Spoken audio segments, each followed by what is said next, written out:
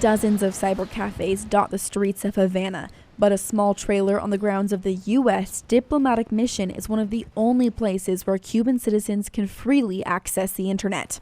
Each week, 74-year-old Eusebio Morales Rivas travels 40 minutes by bus to the trailer so that he can access content that's free of the usual blocks. Since to the United States, we can get internet.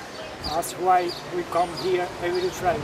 Cubans can also take classes in journalism and English at the U.S. interest section, a fact that has attracted the ire of the Cuban president Raul Castro, who called the training illegal last month. As the U.S. and Cuba work toward restoring normal diplomatic relations, Castro sees the courses as an attempt to subvert his government's tightly controlled media and web access.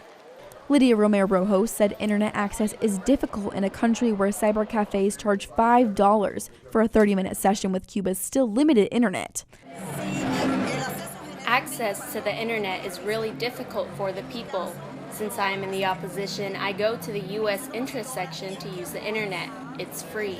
Several users say they have been threatened and even harassed for going to the trailer, but they say access to human rights workers and broader web is worth the risk. Morales, a political dissident, knows the Cuban government is watching him.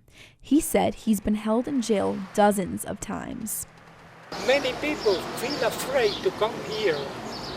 Even with the disapproval from the Cuban government, the trailer continues to see numerous Cubans on a daily basis.